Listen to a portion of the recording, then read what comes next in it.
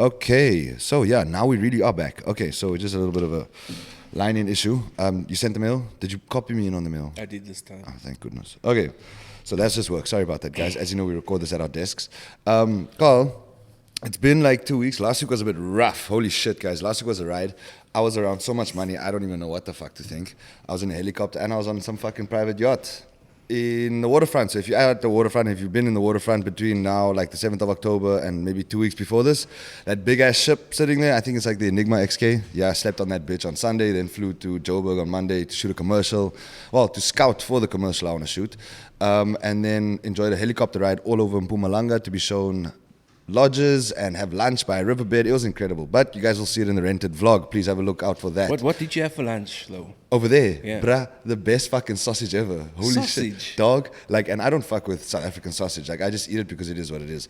But the sausage they made out there, they get from a small butchery in the town close to wherever the fucking lodge was. So In I don't know Mpumalanga? if in Mpumalanga, yeah. Yo. So apparently everyone buys their sausage there. So we had some sausage and chops, and the brother that cooked it is the son of the previous owner of the lodge. Oh, like a braai vibe. Yeah, so he bride for us there, like in the riverbed. Like, it's unbelievable, bro. It's like the perfect picnic spot. And Wi-Fi was out there, like I said. It's unbelievable. So no, they fed us now gang oranges. Like, we got there and there was a bowl of oranges. And I think those fucking got clapped like this. Because Jonathan was feeling sick because of the helicopter. So, yeah, he had motion sickness. So did you have to peel the oranges? I didn't peel shit. Are you dumb? Me? Did I peel it for him? Yeah. Fuck you, bro. No. Oh. No, he wasn't that sick. Okay. No. So he just had a little bit of motion sickness, but otherwise, all is well. That would be hilarious. So yeah, last week was a bit rough, and then I came back Tuesday night. So then I just wasn't in the space because, you know, some rough patches with my relationship and whatever. So there were some rough patches, and then I actually ended up not recording the podcast last week, but we're back this week. And yeah. And your hand wasn't in good condition. Oh yeah, of course. I'm known to have a bit of a temper. So yeah, I punched the ship that I was on, really hard, and I broke my hand like really badly. So even if you look at it now, Carl will see. Yeah, it's in very bad shape, people. That's a lot better. And my nails are done, which is amazing. So if you want to check that out, you can check my profile on Instagram and see my nails. I think it's there. I don't know. Check it out in the rented blog. Yeah. Anyways, I yeah, took a picture if anybody asked. Yeah. Thank you for that, though. It was a good picture. Please close it to your mic, bro. Can you guys? Can the audience hear me now? Fantastic. That's a lot better. Okay. So, apart from that, that's why we didn't record the rented vlog last week. It was just a bit of a rough week, up and down, very volatile, a bit of a roller coaster. But this week things are a bit more stable. It is Thursday already. I can't believe it. I feel like it should only be Tuesday. Yeah, But it's gone very quickly. a lot actually. has happened in the last 2 weeks. So just to update everyone, I need to, because the first topic of discussion is actually breaking up and the importance of communication in a relationship. And now I don't mean to put my relationship out there. No one knows who it was with. None of the people out there, only those closest to me. So all of those that are listening, you guys will probably pick up some notes in here. But anyways, so we're talking about breaking up. So I recently just split with my super amazing ex-girlfriend, right? Well, who I think and still believe is super amazing, right? Now, we just broke up. And I believe it was a communication error on both ends, okay? So Do people really say super amazing ex-girlfriend? yeah, I mean, I think she's great. I think she's, you know, been through her own stuff, but whatever. I'm not here to put her out there. So I think she's super amazing, and, you know, it is what it is. It's no longer. That is what it is. It is no longer. We were talking about breaking up, and I think, you know, I said to her, actually, is like, if I had to speak to my mom, who, by the way, is a very qualified psychologist in Namibia, very, very smart. She's a doctor, got her own practice and all that amazing shit. So I said to my ex that if I had told my mom about this, she would literally turn to me and say, communication, Leafy. It's all about communication, and not just about the communication over the phone or letting people know what you're doing or where you're at, but I think communicating how you really feel and what your true concerns are and any insecurities. And that's from my side. You know, I didn't communicate this, and I think that's what led to what had happened, was me not communicating properly. So this is not a session to put her on blast. It's a session for me to also discuss and learn a little bit about the importance of communication. But don't you think the lack of communication came because of your temper? Yes.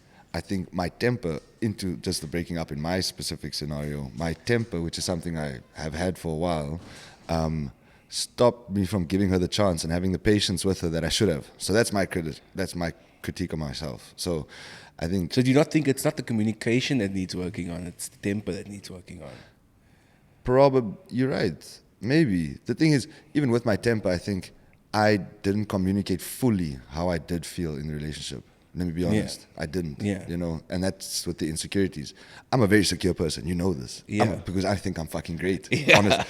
Yeah, you know this. So I'm actually a very secure person. Now, in the relationship, I'd actually developed insecurities. And that's because she's so super amazing and so highly desirable. So Yeah. that was where, and I'd never been in a relationship, guys. This is the first time in my entire life I have ever been in any relationship ever that I've committed to and said, this bitch is going to be my wife. Turns out she wasn't. So my mom always said the first one will be the worst one. And I think that's because in your first relationship, you have to learn how to be in a relationship, how to actually love someone. So it hurts, but you live and you learn. And I think, yes, it is communication, Carl. But the temper is very right. And you've experienced my temper firsthand. So it is something that I should work on. But I think... But it's a human flaw at the end of the day. Tempers. Yeah. Like if we didn't have tempers, we'd be robots. True, but I think it's managing, and the managing part and makes a difference. And I say to myself, is like I've gotten a lot better. Believe me, I've gotten a lot better over the last few years. However, it wasn't good enough. That's the point. Yeah, I think it's because you're in a new space, man. There was a lot going on. Going on. This is why I go back to communication. This is why I think a healthy relationship is a relationship where people communicate properly and freely and openly without judgment, you know. And for whatever reasons, I wasn't communicating properly how I was feeling and how I felt at the time. And I think that led to more things, which then led on to other things, and as well as influence from outside forces, you know. But, sorry, don't you think sometimes communication can also ruin a relationship? It depends on the communication, honestly. But I believe communication between you and your partner on things that'll... But if you bother you. If you, so now, for example, right, you had a issue with your partner, Yeah. and you communicated to them. Don't you think that communication, whatever the fuck you said to them, ends up giving them a different perception of you as a person, where you could not say it and not unlock Pandora's box, which ultimately ends the relationship. And you know, fucking, you're so right, because in the beginning of my relationship, I'd actually communicated to myself in my journal about how I was really feeling. I didn't communicate it to her. I did communicate it to myself. Because if you had to communicate it to her... Which ended up happening. She actually did find out what I wrote, and it fucked everything up. Exactly. So actually, I do kind of believe you. So it's kind of a double-edged sword at the end of the day. Because feelings also do change, and you might want to communicate something now, but then the patience, then the temper comes in, right? Exactly. Where you should actually hold back and realize what it is you truly feel before you decide to communicate it. In the way that this had fucked up my relationship was, you know, it was my journal, so it was a space where I felt free, and, you know, it wasn't exactly how I felt. Yeah, but you shouldn't have done that.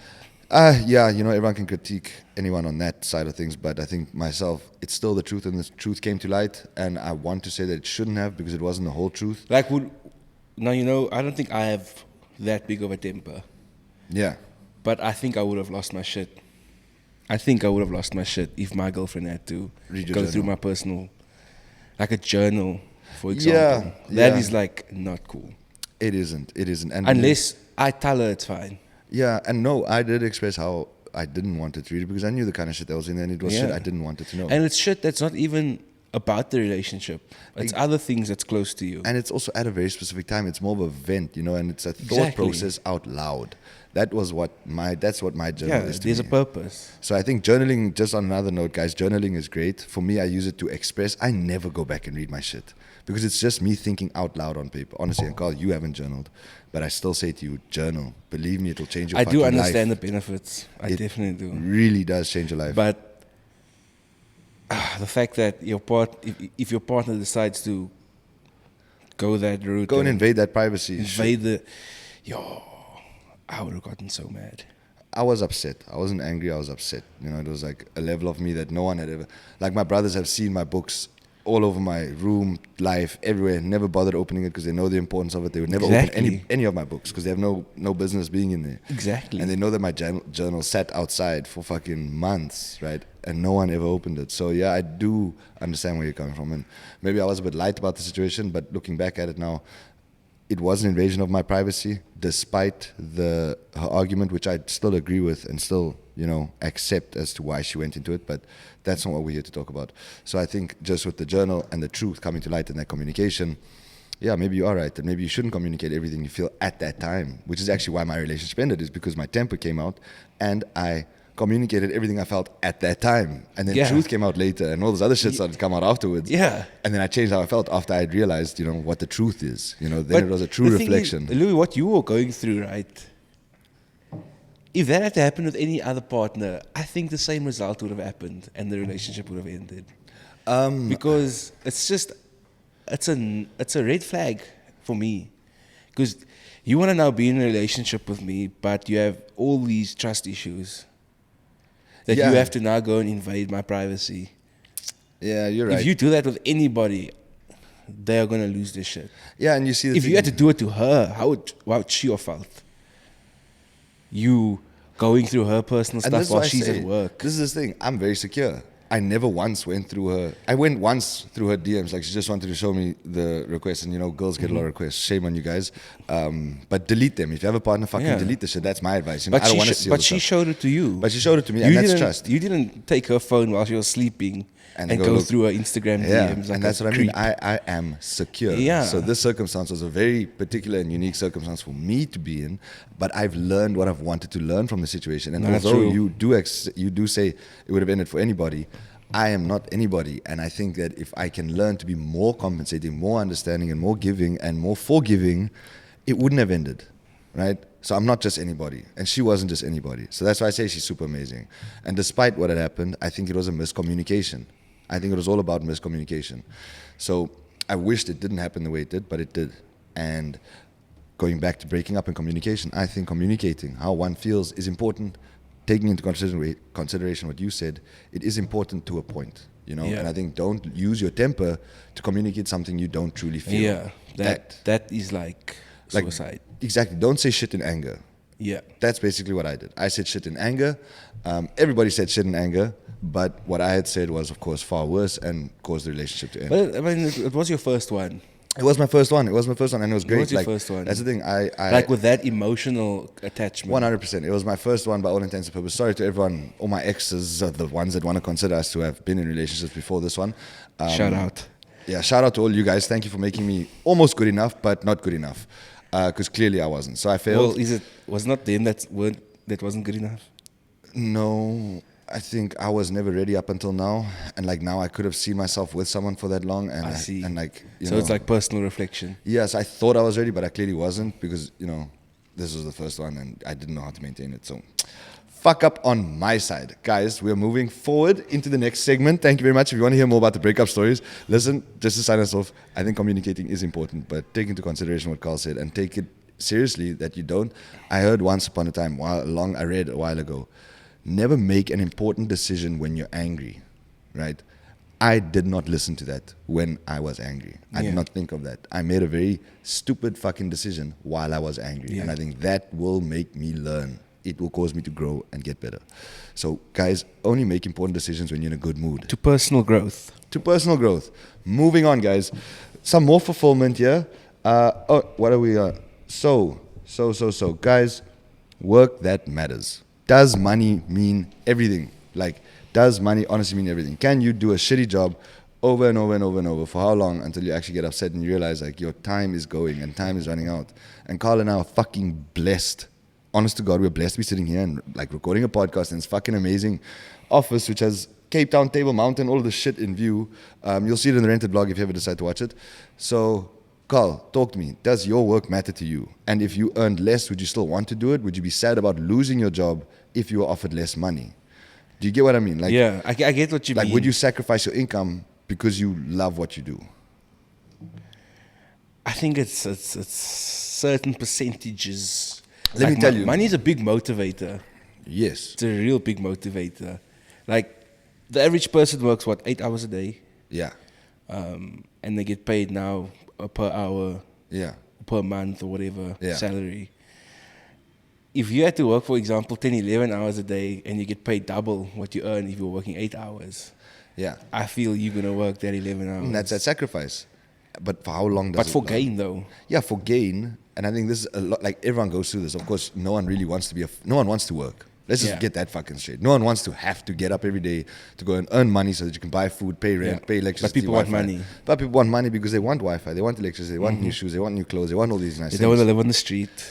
There we go. Yeah. So I think I'm on the fulfillment side of things. Is like, where's the line? No, but that's why you say we're lucky, because what we do is fulfilling, but we also have the opportunity to earn a decent amount of money. That's it. It's not like we're doing something that's our passion, but we're earning 5,000 in a week. That's very true. That is very true. A month, sorry. 5,000 a week's not bad. Yeah, 5,000 a week's not bad. Just, let's not overlook that one. Yeah, no. But yeah, so I think, like, when do you say, and this is the thing, is like, could you fucking work? Because we're trying to write a movie. For all of those out there, I'm trying to write a movie, right? About a kid that studies something his dad wanted him to study, but he actually wants to be a musician, okay?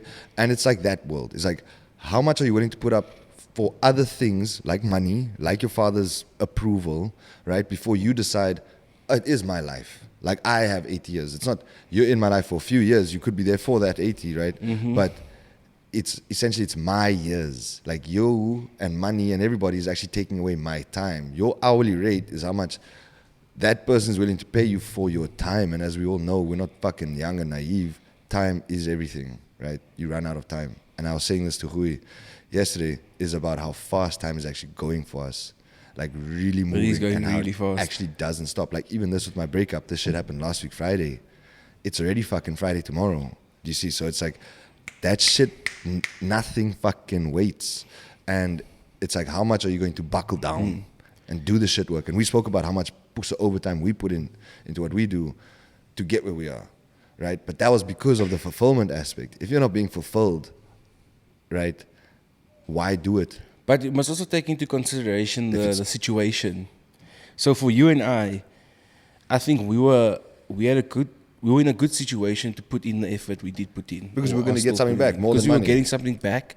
We're young. We don't have our own families. So if we're not working, what are we doing then?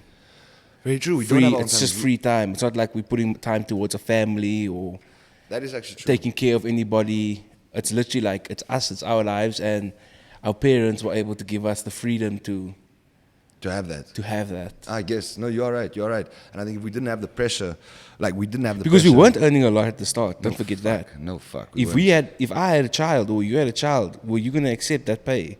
Probably fucking not. Definitely not. How are you supposed to send your child to school with that money? And that's the thing, is like, work, and how much are you willing to sacrifice? Because, I mean, you can go and work, shout out to those guys, but you can go work at a call center and get benefits like medical aid for your family and yes, possibly house allowance. Yes. But, I mean, you're working in a call center and you are exactly a call center agent. And that's is that fulfilling?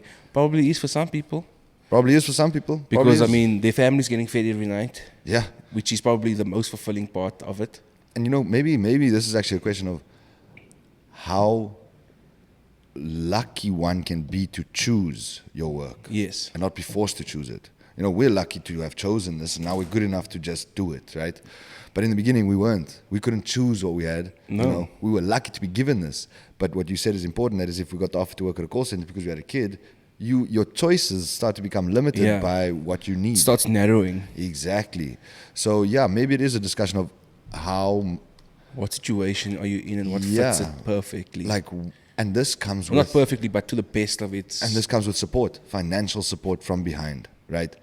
I have a healthy and not necessarily push wealthy, but I'm well off in the sense that I didn't have the pressure of, having to pay fucking rent when I was in university myself, having to like get a job immediately or while I was in university, I had some space, I had the choice, and although I did what I studied, I had the opportunity to choose where I want to go into, as opposed to jumping straight into it because no one's going to support me anymore. So exactly. That is very true. To not have that pressure.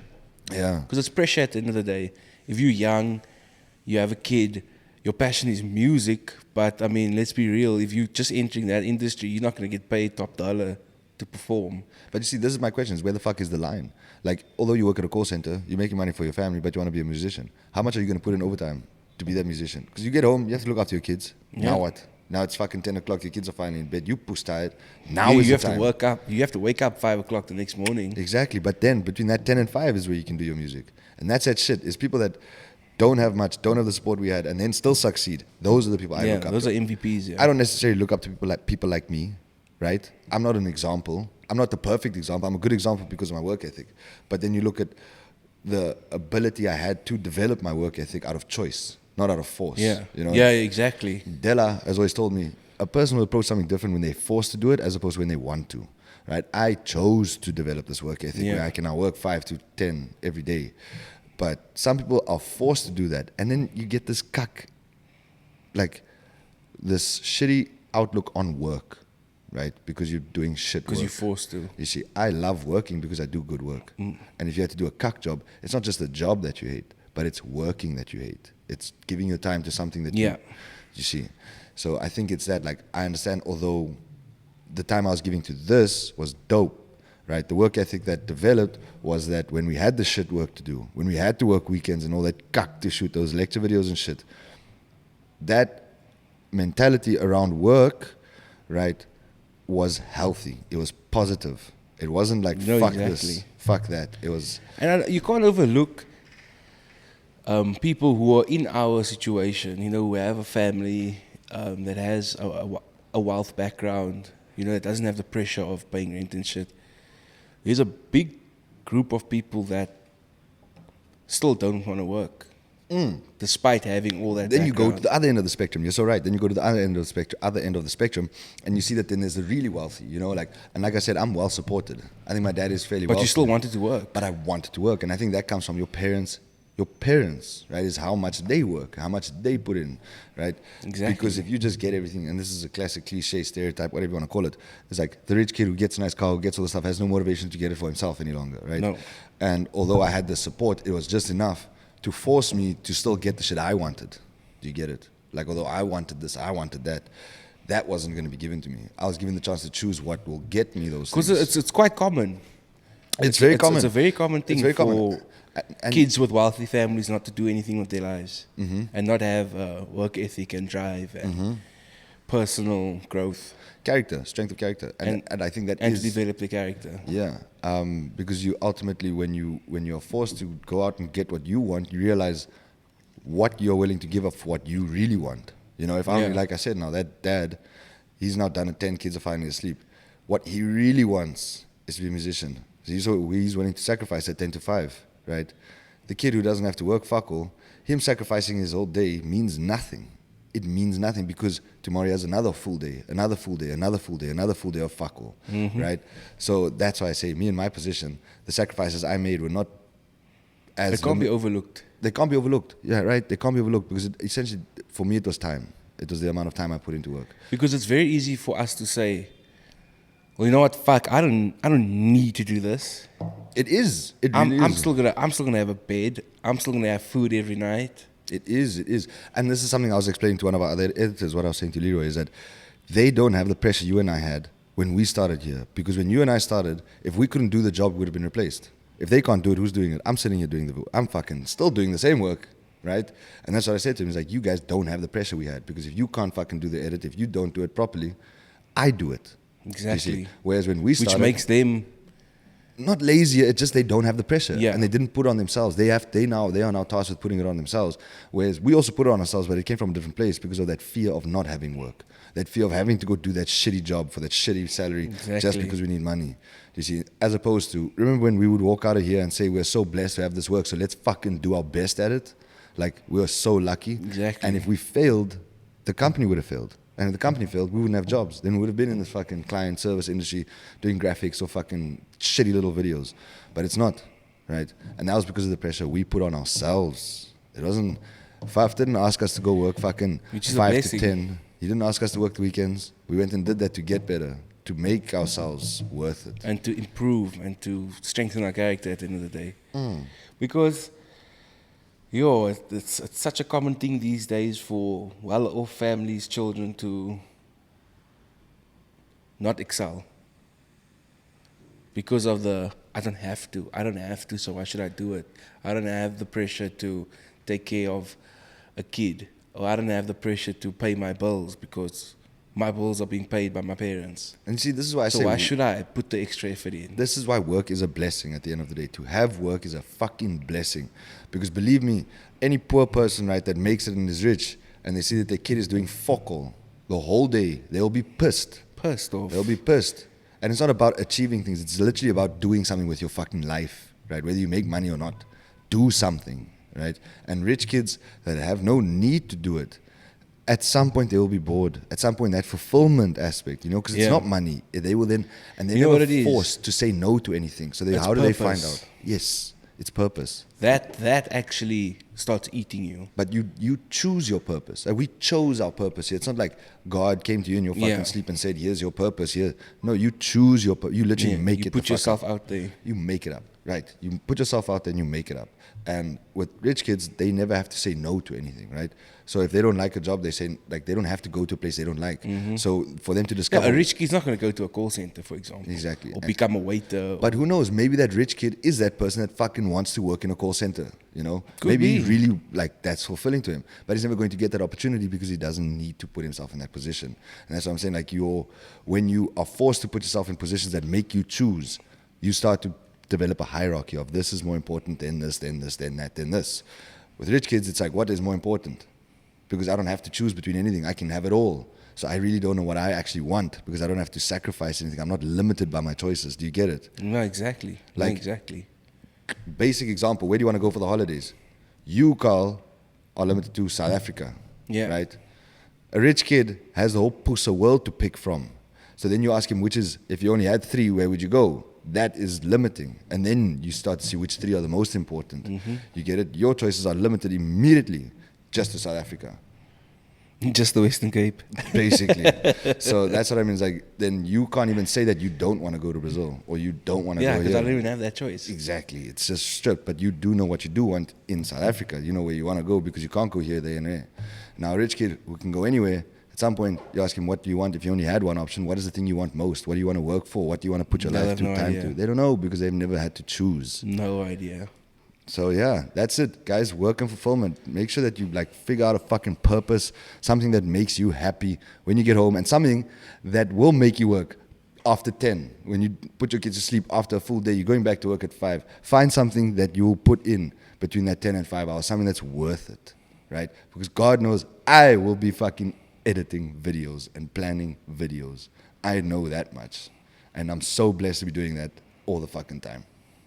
And making moolah. I'm making moolah. Psych! Like? So, next one, Carl, we've got another 12 minutes here, so let's quickly run through this. Drinking too much, when is enough?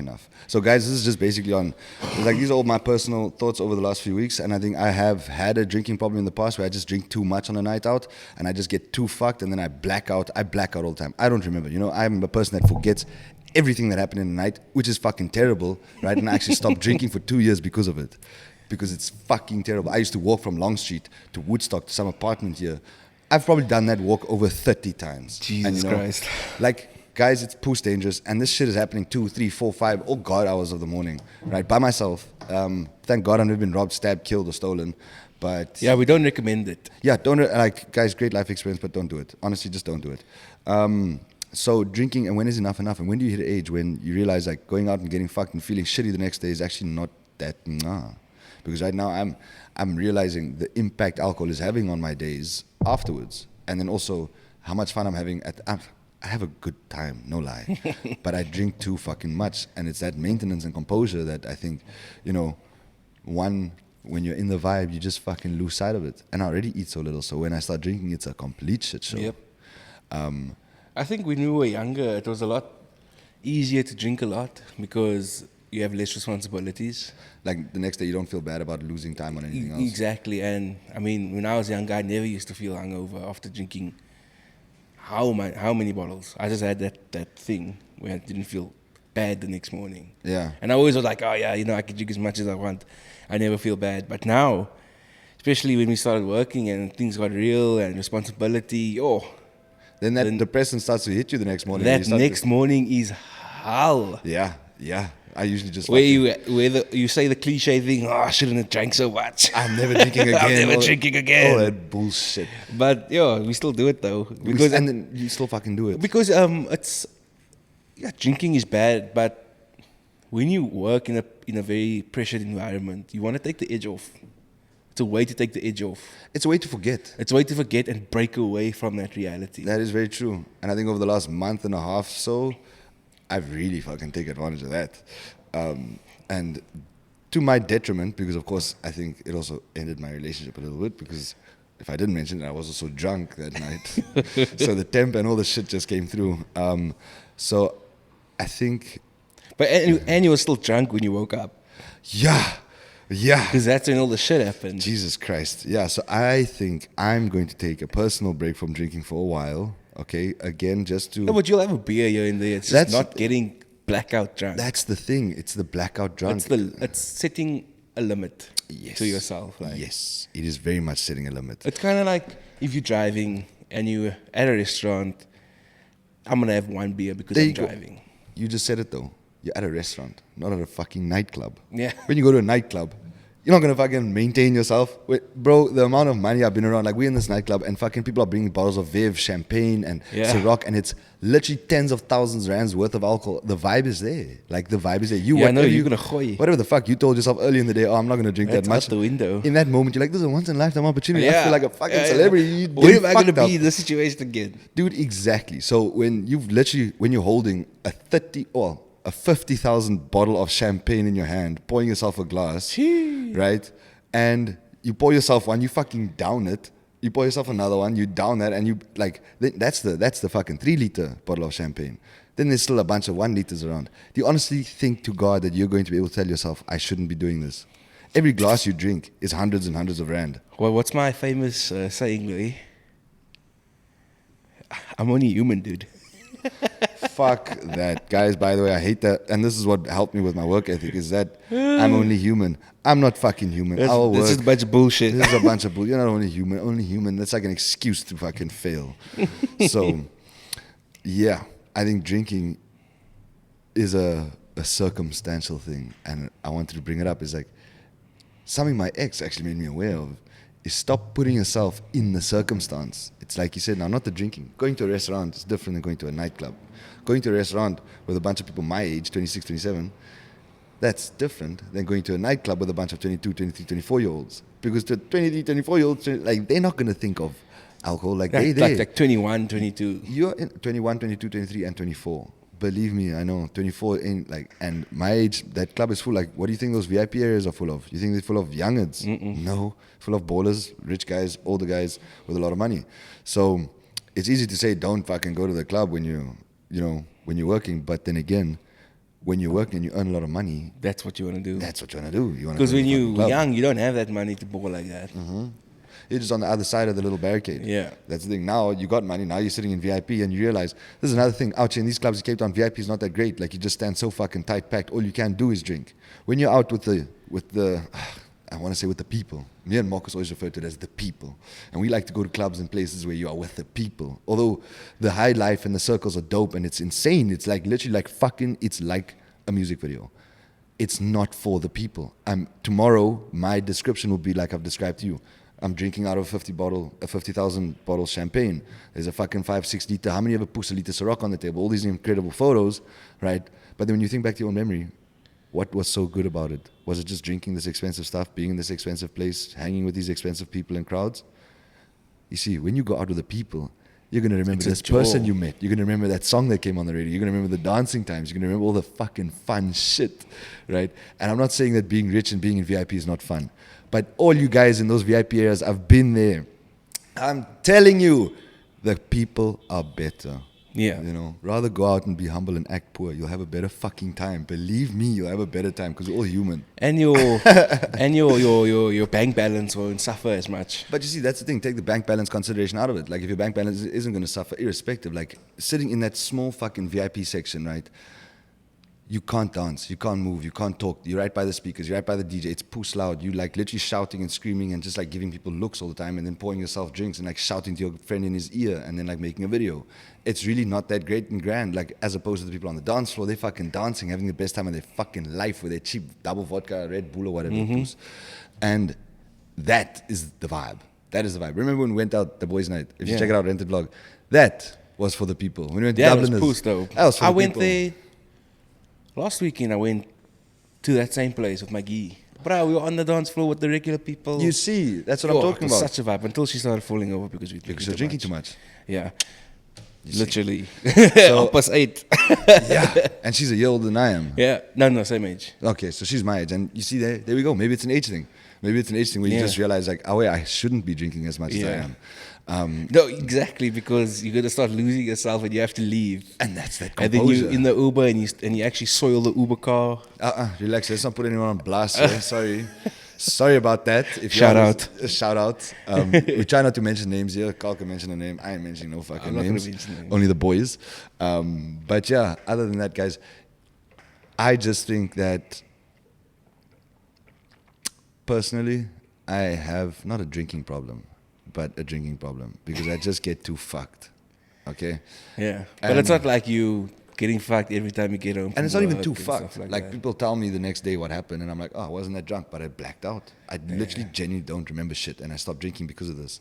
And I think now is about the fucking right time in my life where I should just go back to that because I just want a little bit more stability. And I think when you get older, stability becomes a lot more attractive than fucking excitement and going out and drinking and clubbing and partying.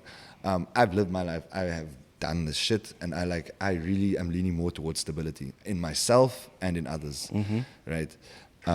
Where I actually just want to wake up on a Saturday, feel good, wake up on a Sunday, feel good, go for a hike, go for a run, go for a walk, go for coffee, go for something, and not be fucked over because I tried to enjoy myself last night. And that's at sacrifices. It's sacrifices, guys, and sacrifices for the good times. And not to say that we're not going to do it again, because best believe we're getting fucked again. All right, it is happening again. As much as I talk shit here, it's definitely going to happen again. I think right now I'm just at a time where I don't want it to be happening right now. These is around the corner. We got 2 months until then. Easy to maintain. And then when December comes, fuck it. Then we go out, we get fucked. These There's are a time, boys. There's a time and place for everything. And I just think my timing for my place has been off recently. So, yeah, I think trying to... Can we move on to my favorite segment? Yes, let's move on to the next segment, guys. Before we up, we got 7 minutes left. Sorry, my earlier calculation was wrong because I was just checking the time wrong. So, guys, the final segment, yes, but just to sign off on the drinking thing, guys, maintain composure, and know your limits. I guess know yourself, know your limits. I'm still learning. I think most people are still learning, but I think awareness is the first step. And I think again for me, this is a way for me to reflect, go back to when I did stop drinking, and just really get that composure back because clearly it's a fucking detriment, like I said. So. Limits, composure, know yourself, and awareness, guys. Let's move on. Final section. What burns my chops? So, guys, this is a thing of, I don't know if you know that what grinds my gears. Definitely my favorite. But this is now going to be a South African version, our version, the rented podcast version of what burns my chops. Carl, this week it's Thursday. Tell me what burns your chops. Yo, I always wait for this part of the podcast because it's my favorite. Because there's so many things that burns, busts, but fucked me and my chops. And for this week, it is ungrateful people. Ungrateful people. Ungrateful people burns my chops, Louis. Okay. And it really just ticks me the wrong way. It really ticks me the wrong way because if you don't have the insight and the vision to see what you have and still act like a childish pansy, then you know what? Fuck you. Fair game.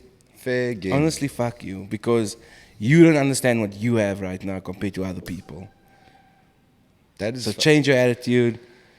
Have some fucking insight to where you are. And just be better. I like that. I really do. Okay. Let me think. What burns my chops this week? Ego.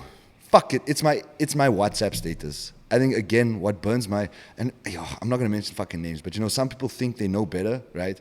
And over the recent times, I have been, not belittled, but I've been put in a position to doubt myself, right? And I think that comes from ego, where someone else thinks they know more than you about your shit, okay? And I think what burns my chops is when a person's ego, my own, other people's, right? And right now I'm talking about experiencing other people's ego, where you genuinely and honestly can see that this person doesn't know what they're talking about and that they still need to learn. Yeah. Right? Like, they say shit and you're like, you want to tell them, I was there. Like, I felt how you felt. I can see myself in you. But you don't. You sit back and you're like, let me hear this person out. Let me hear them out, yeah. Exactly. And then their fucking ego gets ahead of them in the sense that they think they know more than you. Not just know more than you, but they truly think that they're better than you in areas, and they disregard what you say. They literally don't They don't respect or value your opinion. That's where the ego fucking pisses me off. It's like, yeah, look, you might be good, right? And I might not be as good as you. But don't say that my opinion, or don't act. You can say all the fucking shit you want to say, right? But don't act like I don't know what I'm talking about and disregard what I've learned and seen and done because you think you know better, right? Motherfuckers, we've all been through our shit. There's a lot of those. Believe me, there's a lot. So what burns my chops this week is all you motherfuckers out there with egos that think you're hot shit, okay? Great, grand on you. Be egotistical. Go fuck yourself. The problem with the ego is you stop yourself from getting better. As soon as you think you're better than someone else, you limit your learning curve. You immediately stop yourself from actually absorbing something that might make you actually better, right? And I think with me, humility is that thing. And I think in recent times, I've been very fucking humble in trying to accept that I might not know as much as another person. So that, I think, has allowed me to learn because I choose to just learn from, things that I actually didn't have to learn anything from. But I humbled myself. I was humble in the sense that I was open to what you're saying. Although I have learned my lessons and all of that shit, I still want to hear what you have to say because I want to know if there's something you can give me, can add to my life. And that is the opposite end of the ego. So remove your ego, because even if you are good at what you do, right, by saying you are not, then you give yourself room to play. If you say like glass half full, never is it full. Keep your glass half full. That way you can always fill it up. Make sure there's a hole at the bottom of your glass so that even when you think you are full, you are not. There must always be space, room to grow. But if you think you're proper perfect, then fuck you, bro. Like then it's not about you being proper and perfect. It's that you don't think you can get better. That's the attitude. You like actually think you've learned enough, done enough, seen enough, experienced enough to say, I don't have to learn. I don't have to keep an open mind here. See, and that's where the ego stops you from learning. So that's what burns my chops. So, Carl, guys, everyone at home, that is the Rented Podcast. We're happy to be back. We're going to try to do it next week again. This one was, I don't know, it's like 42 minutes, 47 minutes. Pretty decent. That's fucking decent, huh? Second long. Buzzsprout's going to charge me to upload this, so I hope you fuckers out there enjoy it. Carl, anything you want to say to sign us off before your next meeting? Yeah, Louis. I just want to say fuck you, and I hope you have a very cuck day today. You know what, Carl? You know what's actually crazy? That would make me happy. I've been having a really cuck week. So fuck you. I'm glad. All right? Because today is such a good day. I'm in such a good mood. I have... Nah, but you're puss still. So. I'm learning to let go, and you know what? I'll let go of trying to be nice to you. So fuck you. You're not getting my lunch. Carl wanted to trade lunches. Fuck you. I think it was a fair trade, by the way. Fuck you. Fuck you for my not lunch is awesome. Appreciating my mom's cooking. I do appreciate it, and it's great. Honestly, I'll probably still have a piece of chicken from the biryani. But you're not tasting shit of my food. Swap with me. Fuck no, because you're a dick. No. I think it's a fair trade. You only want to trade when it benefits you. Because you listening to taste How does that not benefit you? I'll let you have a bite. One bite so you know what you're missing out on. Yo, you guys hear this puss? No, fuck you, bro. You're the one that started this shit. I was trying to... we ended the last one nice. Oh, yeah. Look, no, okay. Look, in all seriousness, fuck you. Cut